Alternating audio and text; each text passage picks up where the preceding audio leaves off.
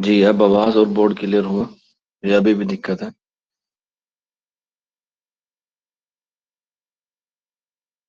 गी, जी और जी सही है, क्लियर। अगर दोनों चीजें क्लियर है तो वाई लिख दीजिएगा, अदरवाइज एन लिख दीजिएगा। ठीक है, चलिए फिर। आज हमारी क्लास जो है वो हम लोग शुरू करेंगे उर्दू ड्रामे में, उर्दू ड्रामे का शेक्सपियर। और हम लोग पढ़ रहे हैं उर्दू में आगा हसर काश्मीरी को। आगा हसर काश्मीरी।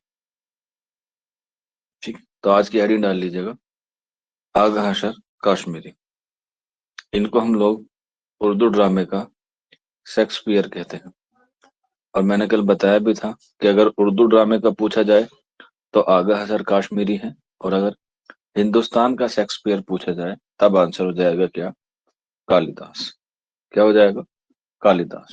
तो आगा हसर काश्मीरी के बारे में बात करते हैं। इनका असल नाम आगा मोहम्मद शाह, आगा मोहम्मद शाह। और तखल्लुस हुआ इनका हश्र, तखल्लुस हुआ इनका हश्र। पैदाइश 1879। कहाँ पर? बनारस। और वफात हुई 1935, 1935 लाहौर में। पैदाइश 1879 और वफात 1935। कहाँ पर? लाहौर में। इनके वालिद का नाम,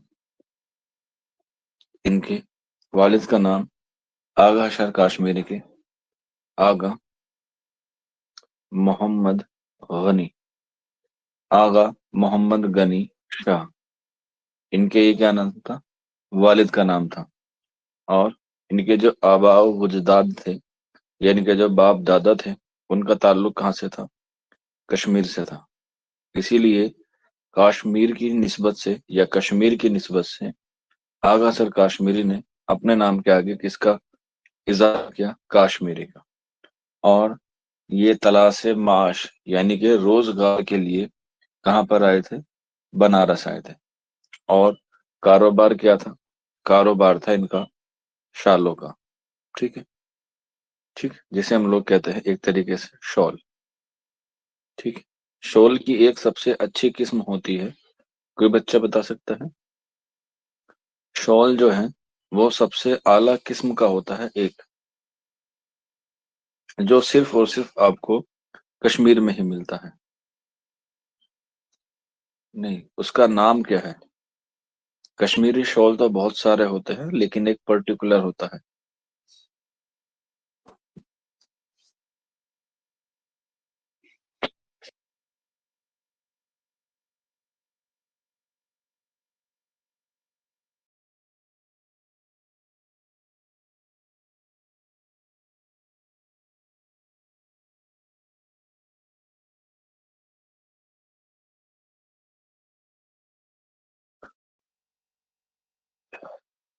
आपको, आपने कभी नहीं पहना या कभी किसी को हदिया नहीं दिया या तोहफे में नहीं दिया?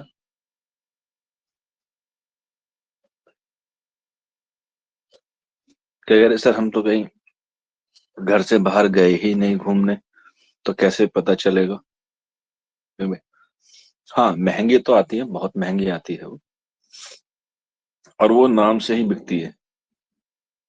अच्छा, कितने बच्चे कश्मीर गए हैं घूमने के लिए, या कोई वहां का रहने वाला हो? एक दो बच्चा तो है शायद क्लास में। उवेश कोहली तो है। उवेश कोहली को तो हम जानते हैं, बहुत अच्छा बच्चा है, पंचुअलिटी का है।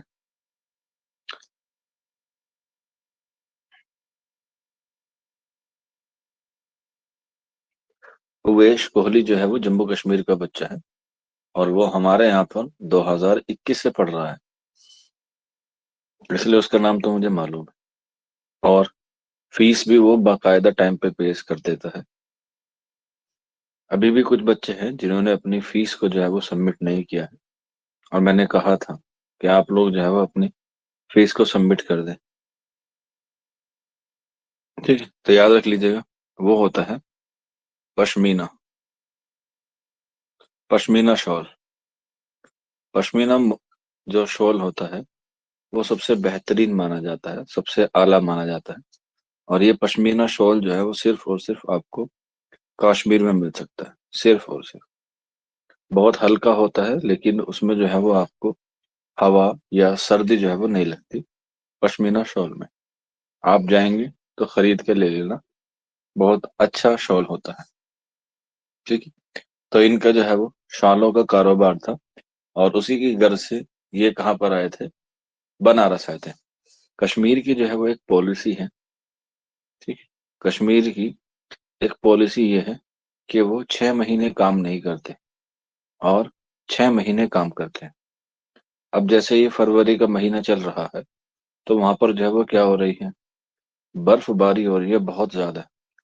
इसीलिए लोग अक्टूबर में, ठीक क्या, अक्टूबर में कश्मीर से क्या करते हैं, हिजरत करनी शुरू कर देते हैं। और हिजरत करके ये कहाँ पर आते हैं, नीचे की तरफ आना शुरू हो जाते हैं। यानी कि वो मध्य इंडिया की तरफ आते हैं, सेंट्रल इंडिया की तरफ। क्योंकि वहां की जो सर्दी होती है, वहां पर जो है वो कारोबार नहीं होता। इसीलिए कारोबार की गर्ज से ये पंजाब की तरफ को जाते हैं, हरियाणा की तरफ को जाते हैं, दिल्ली आते हैं, यूपी आते हैं, राजस्थान जाते हैं। मीन्स ऐसे इलाकों में जाते हैं जहां पर ठंडी जो है वो कम हो। क्योंकि अभी भी वहां पर जो टेम्परेचर होता है वो माइनस में होता है। तो उसमें जो है वो काम करना क्या होता है, थोड़ा मुश्किल होता है, और रास्ते भी बंद हो जाते हैं बर्फबारी की वजह से। तो बस इसीलिए जो है वो इनके वालिद मोहतरम आगा मोहम्मद गनी साहब बनारस में आ गए थे इसी घर से, और यहीं पर जो है वो इनकी पैदाइश हुई, आगा सर कश्मीरी की। और यहीं पर जो है वो इन्होंने जो है वो क्या ली, तालीम हासिल ली। किससे, अब्दुल समद से। अब्दुल समद से आगा सर कश्मीरी ने अरबी और फारसी की तालीम हासिल की। उसके बाद जो है वो ये स्कूल में इनका दाखिला हो गया। लेकिन स्कूल में दाखिला के साथ साथ इनका जो है वो पढ़ने में क्या नहीं था, बिल्कुल भी मन नहीं था। और इन्होंने जो है वो अपनी पढ़ाई बीच में ही छोड़ दी। और बीच में पढ़ाई छोड़ने के बाद ये जो है वो अपने घर से जो है वो भाग कर चले गए, कहाँ पर, बम्बई में। बम्बई में ये चले गए भाग कर। और वहां पर एक कंपनी थी जिसका नाम था Alfred theatrical. Alfred theatrical. Alfred theatrical. ठीक। यहाँ पे जो है वो इस कंपनी से क्या हो गए, वाबिस्ता हो गए आगा हसर कश्मीरी। लेकिन बम्बई में जाके सेटल होना कोई आम बात नहीं थी। ठीक। वहां पर जो है वो आपको क्या करना होता है, बहुत मेहनत करनी पड़ती है, तब जाके जो है वो आपको क्या होती है, वहां पर काम मिलता है। तो इसमें जो है वो अल्फ्रेड थियोरेटिकल के जो मालिक थे, उन्होंने जो है वो इंटरव्यू के लिए बुलाया आगा सर कश्मीरी को। और आगा सर कश्मीरी को जब नंबर आया तो उनका जो है वो टाइम खत्म हो चुका था। तो वहीं पर जो है वो अल्फ्रेड थिएटिकल के जो मालिक थे, वो चाय पीने के लिए जा रहे थे। ठीक है। तो आगा सर कश्मीरी को 5 मिनट का वक्त मिला, और उनको जो मौजू मिला वो मिला चाय का। जो अल्फ्रेड के मालिक थे उन्होंने कहा कि हम आपको तब रखेंगे जब आप एक कम वक्त में कोई अच्छी सी कहानी या अच्छी सी नज्म लिख के हमें दिखाएं। तो आगा सर कश्मीरी जो है वो जहन के बहुत बड़े इंसान थे। उन्हें पता था कि क्या, कब, क्यों, कैसे करना है। तो जैसे ही अल्फ्रेड के मालिक ने उन्हें हुक्म दिया, और हुक्म देने के साथ साथ उनके लिए चाय आ गई, यानी कि मालिक के लिए। तो बस आगा सर कश्मीरी ने वहीं पर जो है वो चाय के ऊपर क्या लिख दिया, एक नज्म लिख दी। और इससे जो है वो उसके जो मालिक हैं वो बड़े क्या हुए, खुश हुए। और बस उनको जो है वो अपनी कंपनी में क्या रख लिया, मुंशी की पद पर जो है वो उनको रख लिया, आगा सर कश्मीर को। और इन्होंने जो है वो इतनी मेहनत और इतनी लगन से काम किया, आगा सर कश्मीरी ने, कि कुछ अरसे बाद इन्होंने अपनी कंपनी खोल ली, और उसका नाम रखा new Alfred theoretical. New Alfred theoretical. Exam में क्वेश्चन भी आता है, खास तौर पे अलीगढ़ मुस्लिम यूनिवर्सिटी में, कि ड्रामे को सबसे ज्यादा फरोग किसने दिया या किस कंपनी ने दिया। तो आंसर हो जाता है अल्फ्रेड। और अगर ऑप्शन में आपको अल्फ्रेड ना मिले तो आपको मिलेगा पारसी, पारसी थिएटर। ये दो थिएटर ऐसे हैं जिन्होंने क्या किया है, उर्दू अदब में ड्रामे को फरोग दिया है। इसके अलावा अगर ये भी ना मिले तो एक आता है आपका पृथ्वी, पृथ्वी थिएटर। कोई बच्चा बता सकता है पृथ्वी थिएटर किसका है? पृथ्वी थिएटर किसका है?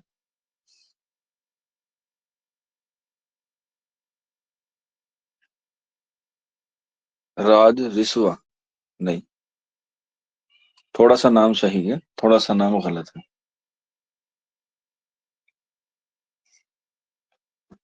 आपने एक गाना सुना होगा शायद, ब्लैक एंड व्हाइट में, प्यार हुआ इकरार हुआ। सुना? बिल्कुल। हाँ, तो राज कपूर। बहुत बढ़िया। तो आंसर हो जाएगा राज कपूर। ठीक है। ये 2023 में शायद पूछा गया था कि पृथ्वी थिएटर का ताल्लुक किससे है या राज कपूर का ताल्लुक किस थिएटर से है। तो राज कपूर था शायद। जामिया मिल्लिया इस्लामिया में क्वेश्चन था ये। तो आंसर था इसका पृथ्वी थिएटर।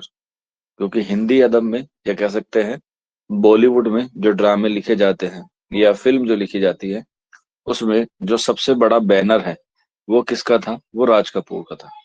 बैनर कहते हैं एक तरीके से जिसके जेरे असर जो है वो फिल्म बनती है, उसे हम लोग बैनर कहते हैं। क्योंकि आगा अशर काश्मीरी ने भी क्या बनाया था, एक बैनर बनाया, इसका नाम रखा था हश्र बैनर। क्या रखा था? हश्र बैनर। आप लोग जानते हैं बैनर किसे कहते हैं? थिएटर अलग होता है, ठीक है। जैसे पृथ्वी थिएटर है, ये अलग है।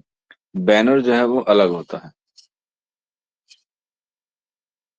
कोई बच्चा बता सकता है बैनर क्या होता है?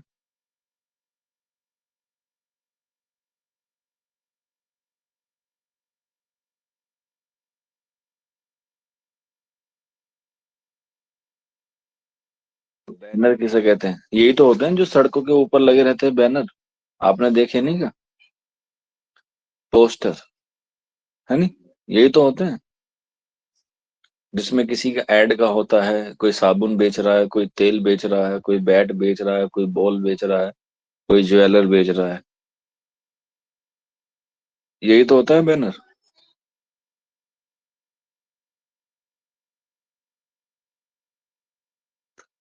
नहीं, ध्यान रखना, ये बैनर नहीं होता। जिसे आप लोग बता रहे हैं वो होता है फ्लेक्स, जिसे हम लोग कहते हैं फ्लेक्स बोर्ड। ठीक है। ये जो बैनर होता है ये अलग होता है। फ्लेक्स बोर्ड और बैनर जो है वो अलग होता है। बैनर होता है एक तरीके से प्रोड्यूसर, या जिसे हम लोग कहते हैं निर्माता। बैनर, जैसे भी कोई ड्रामा लिखा जाएगा या जैसे भी कोई फिल्म लिखी जाएगी, सबसे पहला काम होगा निर्माता का। फिल्म बनाने के लिए या कोई ड्रामा लिखने के लिए हमें सबसे पहले जरूरत पड़ती है किसकी? निर्माता की, यानी कि प्रोड्यूसर। उसके बाद नंबर आता है हीरो हीरोइन का, कहानी का, डायरेक्टर का, गाने का, सबका बाद में आता है। सबका क्या आता है? बाद में आता है। तो इसमें जो है वो सबसे पहले काम है बैनर का। अब ये बैनर होता क्या है, निर्माता होता क्या है? आप लोग देखते हैं जब कोई फिल्म शुरू होती है तो उसमें लिखा हुआ आता है प्रेजेंटेड बाय, प्रेजेंटेड बाय। देखा आप लोगों ने लिखा हुआ? जैसे presented by Red Chilli, presented by SKF, presented by Excel, presented by Eros, presented by Shemaroo, Shemaroo, presented by Hungama, presented by Dharma, presented by Dharma production, Dharma production. ये सारे क्या हैं? ये सारे के सारे बैनर हैं।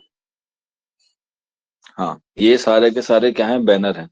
फिल्म का घाटा हो तब निर्माता का, फिल्म को बेनिफिट मिले तब सारा जो है वो निर्माता का। यानी कि ये क्या है, मालिक होता है। जैसे रेड चिली बैनर है, तो रेड चिली जो बैनर है उसका मालिक कौन है? उसका मालिक है शाहरुख खान। ये शाहरुख खान का बैनर है रेड चिली। SKF ये है सलमान खान का, सलमान खान फिल्म।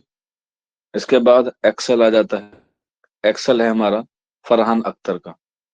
ठीक है। धर्मा प्रोडक्शन का है, ये है करण जौहर का। इसके अलावा रिलायंस का आ जाता है, रिलायंस इंडस्ट्रीज के उसका मुकेश अंबानी का। तो ये है सारे बैनर हैं, और इन्हीं के जेर असर जो है वो फिल्म बनती है। निर्माता क्या लगाता है? पैसा लगाता है। निर्माता पैसा लगाता है सबसे ज्यादा, और वही जो है वो हायर करता है, डायरेक्टर को पैसे देता है। ठीक है। आप देखते हैं कि हीरो को जो पैसे मिलते हैं 5 करोड़ 4 करोड़, हीरोइन को जो पैसे मिलते हैं, यानी कि निर्माता पैसा देना, वो पैसा देता है। हाँ, टी सीरीज भी है, भूषण कुमार की है। तो इस तरीके से क्या है, ये होते हैं बैनर, और बैनर के जेर असर ही क्या बनती है, फिल्म बनती है। तो ठीक उसी तरीके बैनर जो है वो बाद में आए, पहले आया थिएटर, और थिएटर ने डेवलप करके क्या बनाए, बैनर बनाए। क्या बनाए, बैनर बनाए। जैसे अभी जो है वो सबसे महंगा जो वो है, क्या बोलते हैं, बैनर है, वो है धर्मा प्रोडक्शन का। धर्मा प्रोडक्शन जो है वो सबसे महंगा बैनर है, और इसके जो मालिक हैं वो है करण जौहर। क्या है? करण जौहर। अभी आपने फिल्म देखी होगी, नाम सुना होगा, बाहुबली, वो करण जौहर ने खरीदी। आपने फिल्म देखी होगी RRR, जो साउथ की है, वो भी जो है वो करण जौहर ने खरीदी। करण जौहर जो है वो खरीद लेते हैं। अब ये बाहुबली और RR जो है वो बनी है तमिल और तेलुगु में, हिंदी में नहीं बनी है। तो करण जौहर ने क्या किया है, इस पूरी फिल्म को बनाने के लिए उसे खरीद लिया, और उसे जो है वो हिंदी में क्या की, रिलीज की। यानी कि हिंदी में जितना भी पैसा वो कमाएगी, वो सारी की सारी करण जौहर के पास जाएगी, उसकी कमाई। हाँ, YRF भी है, यश राज फिल्म भी है, बहुत सारी हैं ऐसे तो। मैं तो सिर्फ समझा रहा हूँ कि बैनर अलग होता है। तो इसी तरीके से आगा हसर काश्मीरी ने भी जो है वो अपना एक बैनर बनाया था, जिसका नाम रखा था हश्र बैनर या हश्र पिक्चर। ठीक है, बात एक ही है, पिक्चर्स को भी हम लोग कह सकते हैं पिक्चर। कोई बच्चा बता सकता है हश्र पिक्चर्स के जेर असर कौन सी फिल्म बनाने का ऐलान किया था आगा हसर काश्मीरी ने?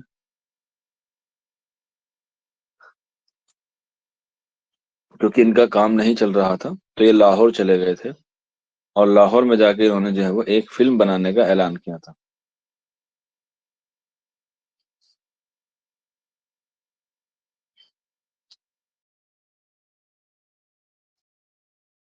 मलका यास्मीन कह रही है आफताब, नहीं। आफताब मोहब्बत तो इनका ड्रामा है जो इन्होंने पहले लिखा। लाहौर में जाके इन्होंने एक फिल्म बनाने का काम किया था, और वो फिल्म बीच में ही रुक गई थी। क्यों? क्योंकि उनके पास उतना पैसा नहीं था। अंजार, कौन सी फिल्म थी वो? सबा शेख।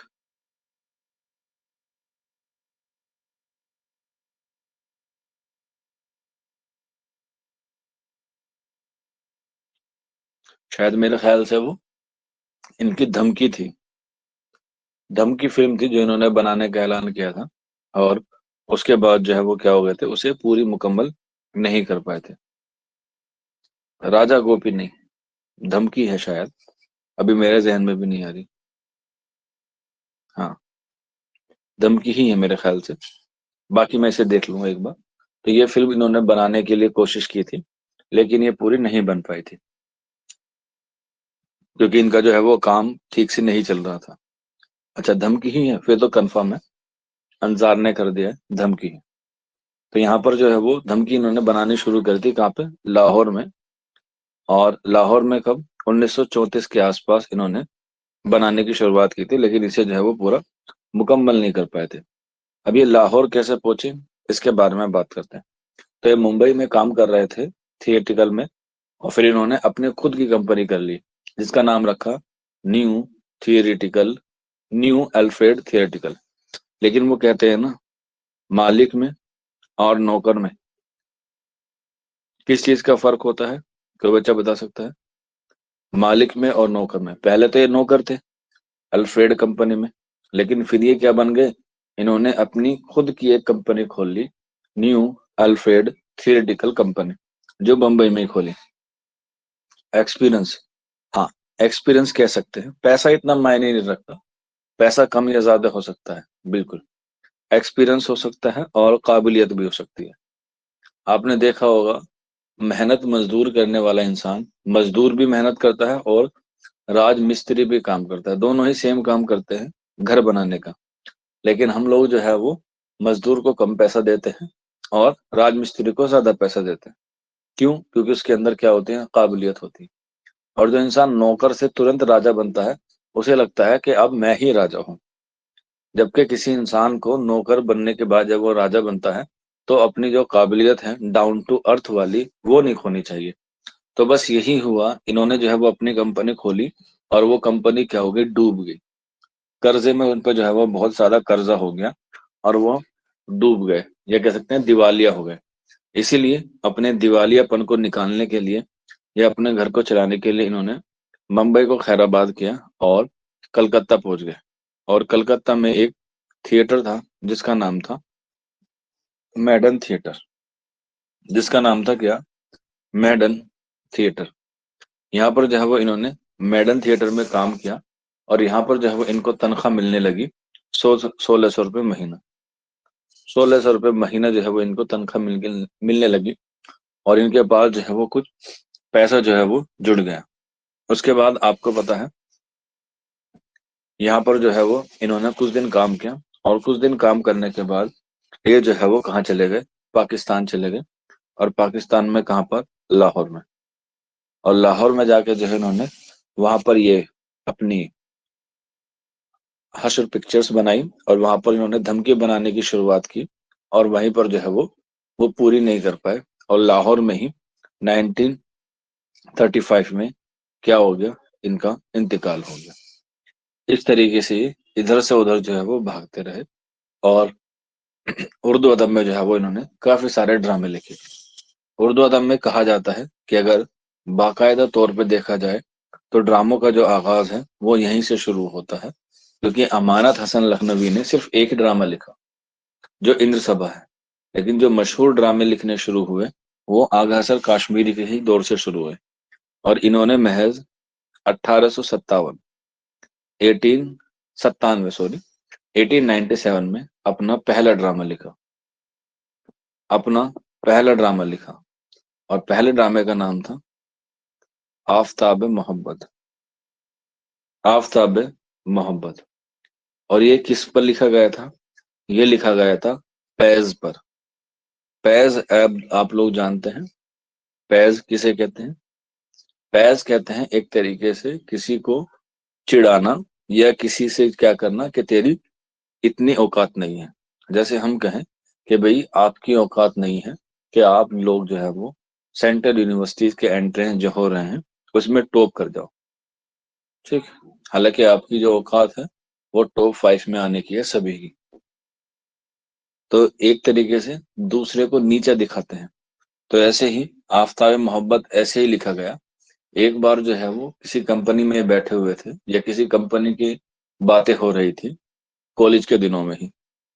तो इनसे कहा गया क्या तुम ड्रामा लिख सकते हो? वो कहने लगा हाँ मैं लिख सकता हूँ और ऐसा ड्रामा लिखूंगा जो आज तक किसी ने ना लिखा हो।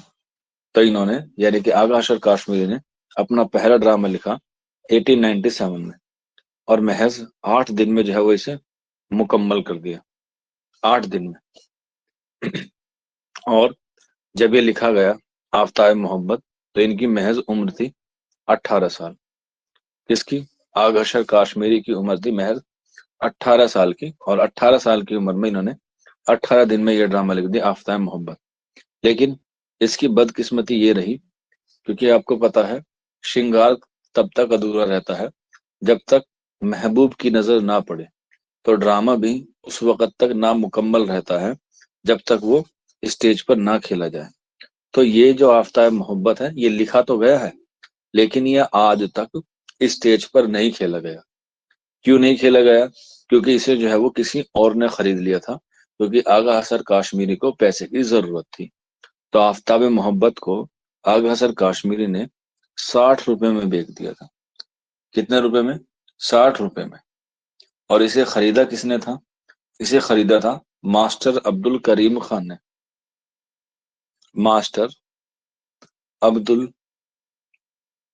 करीम खान ने इसे खरीद लिया था 60 रुपए में, जो जवाहर परेश के क्या थे? मालिक थे। जो जवाहर परेश के मालिक थे, उन्होंने जो है इसे खरीद लिया, और उसके बाद जो है इसे कभी भी जो है वो शाये नहीं किया। ठीक है, कभी भी जो है वो इसे क्या नहीं किया? शाये नहीं किया। तो इस तरीके से इनका जो पहला ड्रामा है वो है आफ्ताब मोहब्बत, जो 8 दिन में लिखा गया, महज 18 साल की उम्र में। और इनको जो है वो 60 रुपए में इसको जो है वो बेच दिया था आगा सर काश्मीर ने। इसके अलावा इनके जो है वो बहुत सारे ड्रामे हैं जो एग्जाम में पूछे जाते हैं। तो सबसे पहले तो आफ्ताब मोहब्बत है। इसके बाद है असीर हर्स या असीर हिर्स। इसके बाद मुरीद शक। मुरीद शक। मुरीद शक। इसके बाद silver king. Silver king. Silver king का कोई बच्चा दूसरा नाम बता सकता है? डबल स्टार बना के लिख लीजिएगा। सिल्वर किंग का दूसरा नाम क्या है? बहुत बार पूछा गया है, सिल्वर किंग का दूसरा नाम क्या है? असीर हिर्स, मुरीद शक और सिल्वर किंग। सिल्वर किंग का दूसरा नाम बताना। बहुत ही मशहूर ड्रामा है सिल्वर किंग, और इसका दूसरा नाम उससे भी ज्यादा इंपॉर्टेंट है। बिल्कुल, अंजार ने सही जवाब दिया। आंसर हो जाएगा नेक परवीन या पाक दामन परवीन। याद रख लीजिएगा, एग्जाम में बहुत बार पूछा गया। इसके बाद शहीद नाज। शहीद नाज। इसके बाद ख्वाब हस्ती। ख्वाब हस्ती। ख्वाब हस्ती के बाद आंख का नशा। आंख का नशा। आंख का नशा। और नेक्स्ट लिख लीजिएगा यहूदी की लड़की। यहूदी की लड़की और तुर्की हूर। और तुर्की हूर। इसके बाद नेक्स्ट और लास्ट लिख लीजिएगा खूबसूरत बला। खूबसूरत बला। ये इनके कुछ ड्रामे हैं आगा सर काश्मीरी के। असीर हर्ष, मुरीद शक, सिल्वर किंग, शहीद नाज, ख्वाब हस्ती, आग का नशा, यहूदी की लड़की, तुर्की हूर और खूबसूरत बला। आपके निसाब में जो दिया गया है वो दिया गया है यहूदी की लड़की। ठीक है, यहूदी की लड़की। हाँ, और तो बहुत सारे हैं जो एग्जाम में वही है, वही आप लोग लिख सकते हैं।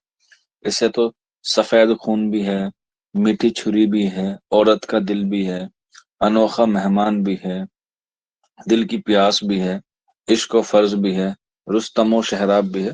बहुत सारे हैं ऐसे तो। ठीक है, बहुत सारे। तो यहाँ पर हम लोग थोड़ा सा जो है वो यहूदी की लड़के पर थोड़ा सा गुफ्तगू कर लेते हैं, क्योंकि इससे जो सवाल बन सकते हैं वो मैं आपको बता रहा हूँ। यहूदी की लड़की तो तलाश के लिए या नौकरी के लिए जब वो मुंबई छोड़ के गए तो कलकत्ता गए। तो कलकत्ता से ये कुछ दिन के लिए कहाँ गए थे? हैदराबाद भी गए थे। और हैदराबाद में ही यहूदी की लड़की को इन्होंने क्या दिया था? अंजाम दिया था। यानी कि यहूदी की लड़की इन्होंने हैदराबाद में लिखा था। और कब लिखा था? इसे लिखा था 1913 में। 1913 में। क्यों लिखा था 1913 में हैदराबाद में? क्योंकि 1911 में, 1991 में इन्होंने क्या की थी? शादी की थी। और इनकी जो बीवी का नाम था, इनकी बीवी का नाम था मुख्तार बेगम। मुख्तार बेगम इनकी बीवी का नाम था। तो उसी की गर्ज से, घूमने की गर्ज से ये कहाँ गए थे, हैदराबाद गए थे, और वहां पर एक राजा से इनकी मुलाकात हुई। और वहीं पर जो है इन्होंने यहूदी की लड़की जो है वो ड्रामा लिखा। हालांकि ये जो ड्रामा है, यहूदी की लड़की, ये इनका तबाजाद नहीं है, बल्कि क्या है, तर्जुमा है। और तर्जुमा किसका है? एक मगरिबी ड्रामा है जिसका नाम है द ज्यूस। द ज्यूस का तर्जुमा है यहूदी की लड़की। अब द ज्यूस जो है, उसके मुसन्निफ का नाम अक्सर एग्जाम में पूछ लिया जाता है। तो आप लोग लिख सकते हैं W. T. मैनक्राफ्ट। W. T. मैनक्राफ्ट। ये क्या है? द ज्यूस का ड्रामा है, यहूदी की लड़की, जिसको तर्जुमा किया है आगाशर काश्मीरी ने। कहाँ पर? हैदराबाद में। कब किया है? 1913 में। 1913 में। और इस ड्रामे में, यानी कि यहूदी की लड़की, यहूदी की लड़की में, यहूदी की लड़की में जो है वो कुल 18 मनाजिर है। आपको पता है, जब लड़की 18 साल की हो जाती है तो वो क्या हो जाती है? बालिग हो जाती है। तो इसमें जो है वो क्या है? 18 मनाजिर है। ऐसे याद रख सकते हैं, यहूदी की लड़की में जो है वो 18 मनाजिर है। और ये जो 18 मनाजिर हैं, इनको जो है वो तीन हिस्सों में क्या किया गया है? तकसीम किया गया है। यानी कि हम लोग कह सकते हैं, इसमें जो 18 मनाजिर हैं, उनको जो है वो तीन अबवाब पर मुश्तमिल किया गया है। अब आपने देखा, एक हो गया यहूदी, एक हो गया की, और एक हो गया लड़की। तो एक, दो, तीन, याद रहेगा। लड़की 18 साल की है, और यहूदी की लड़की में तीन मनाजिर है। एग्जाम में जो है वो ऐसे पूछा जा सकता है। ठीक है। तो यहूदी की लड़की में 18 मनाजिर हैं, और तीन जो है वो इसमें बाब है। अब इतना डीपली नहीं जाएगा आपसे, लेकिन आप लोग जब अगले साल यूजीसी नेट जेआरएफ की तैयारी कर रहे होंगे, तब उसमें ये पूछा जाता है कि पहले बाब में कितने सीन हैं, दूसरे बाब में कितने सीन हैं, और तीसरे बाब में कितने सीन हैं। तो ये बात जो है वो आगे भी जो है वो लिखवाई जा सकती है, लेकिन आप लोग लिखना चाहें तो लिख सकते हैं। पहले में 8 है, दूसरे में 7 है, और तीसरे में 3 है। 8, 7, 15 और 3, 18। ठीक है। इससे ज्यादा भी आता है कि पहले अबवाब में कौन कौन से मनाजिर हैं, या कौन कौन से सीन हैं। तो पूरे के पूरे आपको 8 याद रखने पड़ते हैं जब आप लोग यूजीसी नेट की तैयारी करते हैं। उसमें थोड़ा सा डीपली चला जाता है। ठीक है। अभी के लिए आप लोगों के लिए इतना सफिशिएंट है। तो यहूदी की लड़की में, लड़की 18 साल की हो गई है, और उसमें जो है वो क्या है, उसके तीन मनाजिर हैं, या तीन उसमें जो है वो अबवाब है। अब इसमें जो है वो कहानी या इसका खुलासा तो एग्जाम में आता नहीं है, लेकिन उसका एक छोटा सा बस ये बात है इसमें, यहूदी की लड़की में, कि इसमें जो है वो दो मुल्क हैं, या दो कौम हैं, जिसमें से एक है रोमन, जिसको हम लोग रूस बोलते हैं। इसके अलावा दूसरी जो कौम है, और वो है यहूदी। तो इसमें जो है वो यहूदी के जुल्मों पर क्या किया गया है, इस कहानी को बनाया गया है। यानी कि रोमनी और यहूदी के दरमियान जो जंग है, उसको जो है वो इसमें मौजू बनाया गया है। लेकिन जंग में क्या जोड़ दिया गया है? जंग में जोड़ दिया गया है मोहब्बत। इसीलिए ये ड्रामा कैसा है? मेलोडी ड्रामा है। मेलोडी ड्रामा उसे कहते हैं जिसमें इश्क के, मोहब्बत के साथ साथ लड़ाई और जंग भी है। क्योंकि इसमें जो है वो लड़ाई और जंग भी होती है। लड़ाई और जंग किसके बीच में होती है? वो इसके जो है वो किरदार के हवाले से बात करते हैं। जैसे इसमें जो शहजादा होता है, या कह सकते हैं हीरो होता है, वो रोमन शहजादा होता है, जिसका नाम क्या होता है? मार्कस। क्या होता है? मार्कस जो है वो शहजादा होता है। ठीक है। रोमन शहजादा होता है, जिसका नाम होता है मार्कस। और इसी की वो सहेली कह रहा, सॉरी, इसी की महबूबा होती है, जिसका नाम होता है हीना। क्या होता है? हीना। ये होती है क्या? मार्कस की महबूबा, या उसकी गर्लफ्रेंड कह सकते हैं एक तरीके से। ठीक है। जैसे आप लोगों की होगी, आज आप लोग, जैसे आपने कल उसे गुलाब दिया होगा, लाल पीला काला गुलाबी सफेद, आज आप बड़े चॉकलेट खरीदने जाएंगे, एकदम बढ़िया वाली, कैंटाबिल वाली। हम्म, आगे बढ़ते हैं। दूसरा आ जाता है ब्रूटस। ठीक है, ये भी क्या है, इसका किरदार है ब्रूटस। ब्रूटस के बाद ऑक्टिविया। ऑक्टिविया, ये भी क्या है, इसमें किरदार है ऑक्टिविया। और ये कौन है? ये इसकी रोमन शहजादा जो है मार्कस, उसकी क्या है ये, मंगेतर है, यानी कि उसकी फियोंसे है। ठीक है। ये गुलाम अली नहीं मना कर रहा है, और पता है यही गुलाम है। सोच रहा होगा जैसे सर क्लास खत्म करेंगे, अभी बाजू वाली दुकान पे जाऊंगा और एक बहुत बड़ी फ्रूट एंड नट्स की, या हम लोग कह सकते हैं सिल्क की जो है वो डेयरी मिल्क लूंगा। डेयरी मिल्क तो खैर पुराना हो गया, अब तो पता नहीं कौन कौन से आ रहे हैं। फ्रैको वाली ले जाना, अच्छी रहती है। अगर फ्रैको वाली ना ले जाए, तो आपने देखा होगा शाहरुख खान साहब ने एक बार एक चॉकलेट खाई थी, उसकी कीमत जो है वो तकरीबन 50 लाख के आसपास थी। नीले कलर की आती है। हम्म। मौसम्मा खातून कह रही है ऐसा नहीं है, किसी किसी की नहीं होती। किसी किसी की नहीं, सबकी होती है। किसी की छुप जाती है और किसी की छप जाती है। देख लेना कल का अखबार या परसों का अखबार, बजरंग दल वाले आपको जो है वो जरूर ढूंढ लेंगे। मोहम्मद अब्दुल शकूर कह रहे हैं आपको सब तजुर्बे हैं सर। हाँ बेटा, भले ही हमने पेपर दिए हों या ना दिए हों, रिजल्ट हमारा भी आया है। ठीक है। एक बच्चा पूछ रहा है सर आपकी है? मैंने कहा ना, सबकी होती है, किसी की छुप जाती है, किसी की छप जाती है।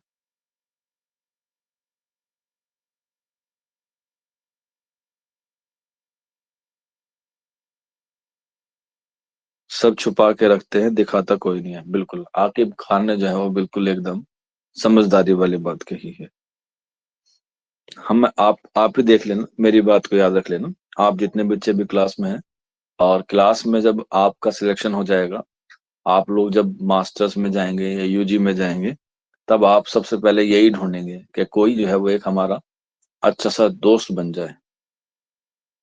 और जब दोस्त बन जाते हैं, उनसे जो है वो नोट्स मांगते हैं, पेन मांगते हैं, कलम मांगते हैं, रबड़ मांगते हैं। चल भाई, आज बैठ के जो है वो टपरी पे चाय पीने चलते हैं। और बस ऐसी ही बातों में जो है वो क्या हो जाता है, नैन मटक्का हो जाता है। और बस वही नैन मटक्का जो है वो एक दिन परमाणु बम फोड़ देता है। फिर उन्होंने हिम्मत आ जाती है, फिर वो घर वालों से बगावत करते हैं। हम्म। हालांकि देखिए आज का जो जमाना है वो थोड़ा सा लिबरल टाइप का है, और किसी से इश्क हो जाना या किसी से मोहब्बत हो जाना, ये कोई बुरी बात नहीं है। ठीक है। आप लोग समझदार हैं, आप लोग मेरे ख्याल से सारे के सारे 18+ होंगे। लेकिन मैं आज आपको बताऊं, 2025 के जो साल चल रहा है, उसमें जो है वो इंसान को जो है वो हमेशा ही अपने करियर पे फोकस करना चाहिए। ये बातें सुनने में अच्छी लगती हैं, लेकिन जब हम लोग इन्हें प्रैक्टिकल देखते हैं, यानी कि जब हम लोग इसे ग्राउंड लेवल पे बात करते हैं, यानी कि जमीनी स्तर पे हम लोग इस पर एक गौर व फिक्र करते हैं, तो हमें पता चलता है कि ये सारी चीजें जो है वो वाहियात है। इनसे कुछ हासिल नहीं होता, सिवाय दो चीजों के। पहला तो टाइम का नुकसान होता है, और दूसरा इंसान का पैसा बहुत खर्च हो जाता है। और एक वो चीज जो इंसान की सबसे ज्यादा खराब होती है, वो होता है उसका जहन। क्योंकि जहन जो होता है वो उस पे जो है वो पूरी तरीके से फोकस नहीं कर पाता।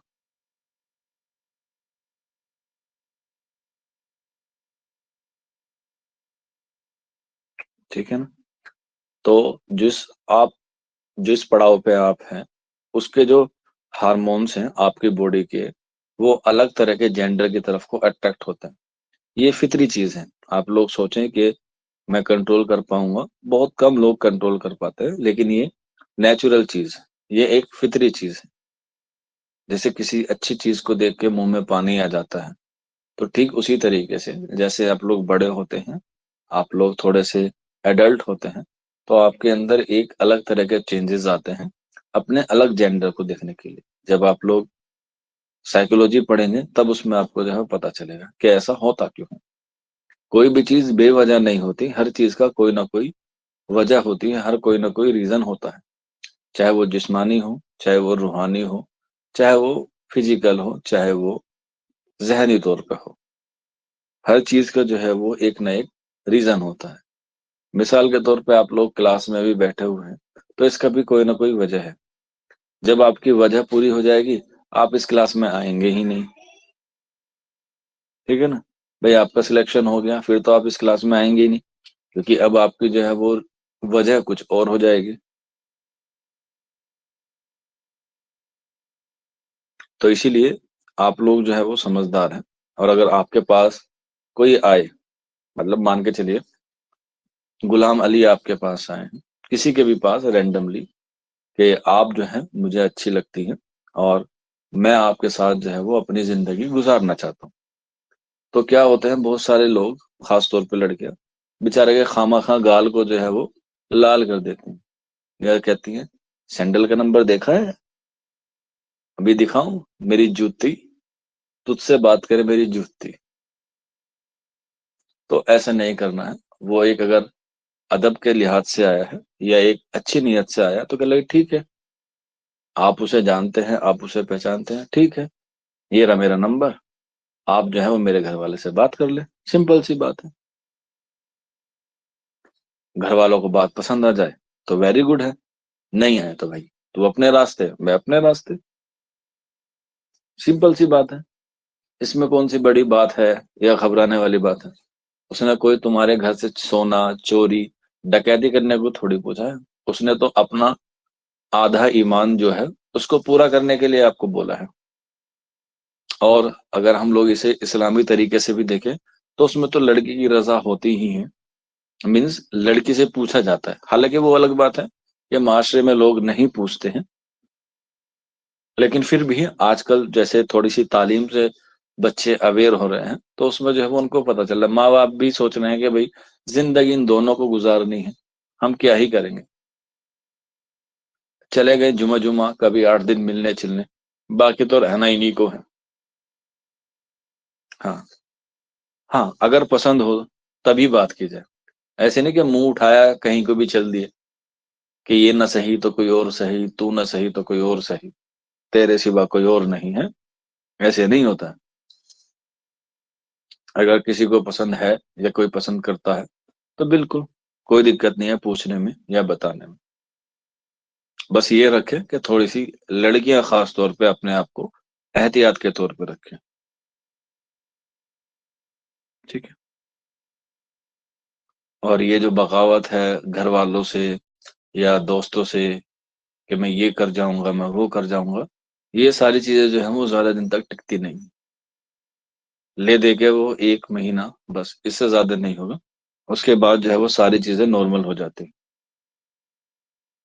अगर आप लोग अपने घर के फर्मा बरदार हैं, आप लोग अपने करियर को लेकर थोड़े से वो कह सकते हैं सीरियस हैं, तो आपके घर वाले भी जो है वो आराम से बात को मान जाते हैं। इसमें कोई बड़ी राय नहीं है। हाँ। तो इसलिए अभी जो आपका पहला गोल होना चाहिए, अभी जो आपकी पहली प्रायोरिटी होनी चाहिए, वो होनी चाहिए क्या? आपकी तालीम, आपके एजुकेशन। क्योंकि जिसके पीछे आप भागेंगे, वो आपसे उतना दूर ही भागेगी। ठीक है। तो फोकस करो अपने पहले करियर पे।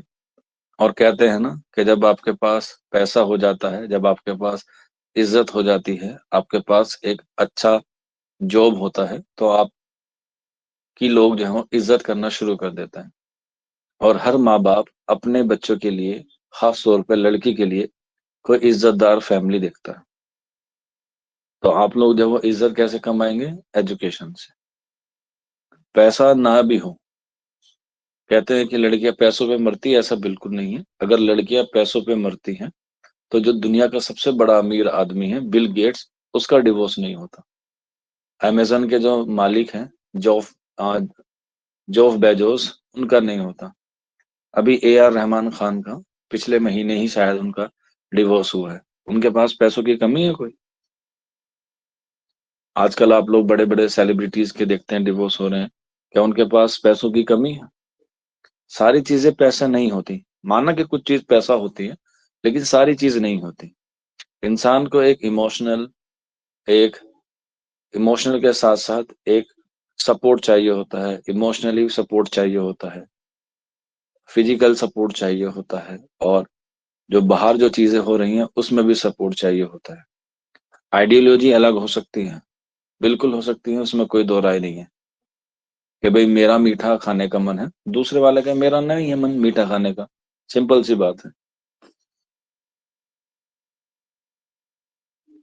तो पैसा हर चीज के लिए मायने नहीं रखता, लेकिन बहुत सारी चीजें हैं जो पैसे से मायने रखती। और पैसा इतना तो होना चाहिए इंसान के पास कि वो भले ही अपनी महबूबा के लिए एक सोने का हार ना बना सके, लेकिन दो वक्त का खाना जरूर उसे मैसर हो जाए। तो कम से कम इतना तो होना चाहिए।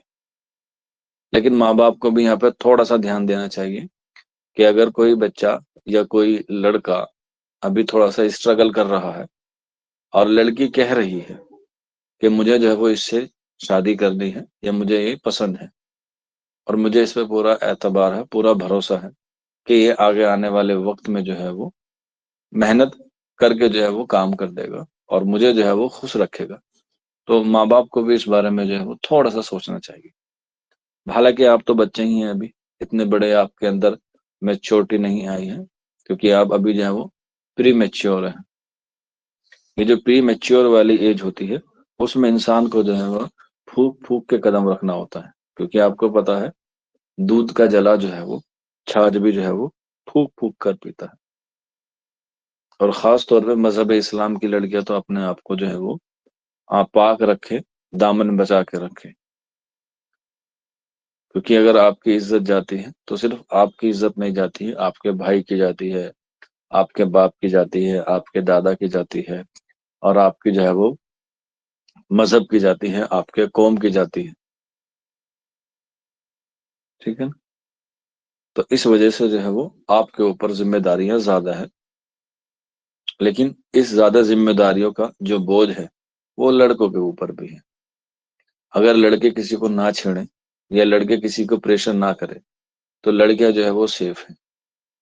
अब एक लड़की का भाई कहाँ कहाँ उसके साथ जाएगा, उसके भी काम होते हैं। एक बाप कहाँ कहाँ उस लड़की के साथ जाएगा, उसे भी घर चलाना है।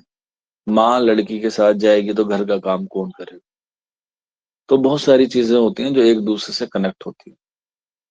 और इसका एक सिंपल सा फंडा है, एक बहुत सिंपल सी बात है कि आप अगर किसी लड़की को देख रहे हैं या आप किसी लड़की से बात कर रहे हैं तो गलत नियत से नहीं होनी चाहिए, पहली बात। दूसरी बात, अगर आप कहीं जा रहे हैं, रात को है, शाम में है, या अकेले हैं, या कोई आपको किसी की मदद करनी है तो बिल्कुल कर दीजिएगा। क्योंकि हर जगह ना तो कभी भाई आ सकता है, ना ही कोई बाप आ सकता है। तो आप लोग दूसरे इंसान को इस तरीके से हेल्प करें कि ये मेरा भाई है, ये मेरी बहन है। सिंपल सी बात है। और इंसान की ये कुदरत का नियम है जिसे आज तक किसी ने नहीं रोका और ना ही किसी ने आज तक तोड़ा है। और वो ये है कि जैसा बोओगे वैसा ही पाओगे। और ये बात मैं आपको अपने एक्सपीरियंस से कह रहा हूँ। जैसा आप लोग करोगे वैसा ही आपके साथ होगा ही होगा। अगर आपने किसी के साथ बुरा नहीं किया तो ये यकीन रखिए कि आपके साथ भी कभी बुरा नहीं होगा, बिल्कुल नहीं होगा।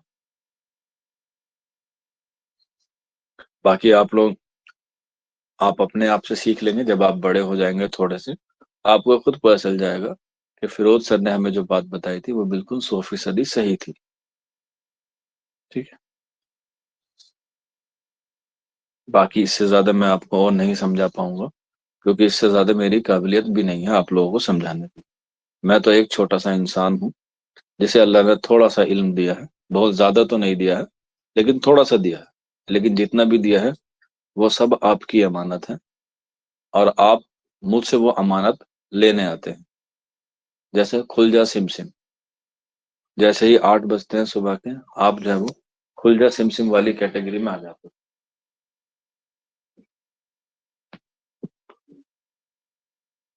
अब थोड़ा सा इल्म लेते हैं और चले जाते हैं, और इसी इल्म में जो है वो हम लोग इजाफा करते हैं ऑक्टिविया के बाद अजरा का। ठीक है, अजरा, ये भी क्या है, इसका एक किरदार है। इसके बाद जूना, ये भी क्या है, इसका किरदार है जूना। जूना के बाद सरखाब, सरखाब, सरखाब के बाद नरगिस,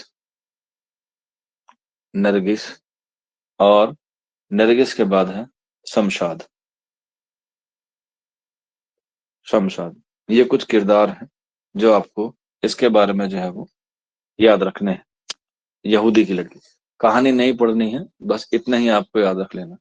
भाई रोमन बादशाह होता है जो मार्कस होता है, ठीक है। और रोमन और यहूदी के बीच में क्या होती है, जंग होती है।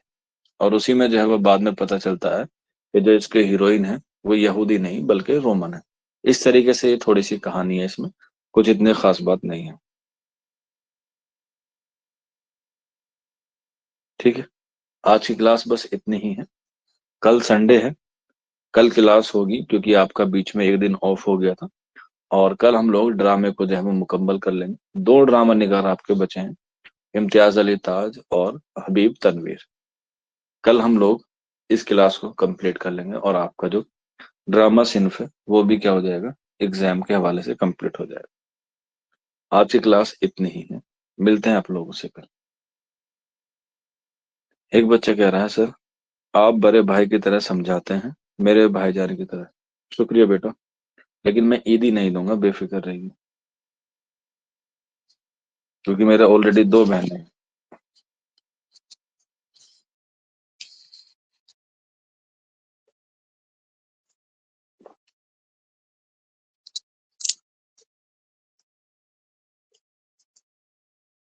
चलिए, मिलते हैं कल।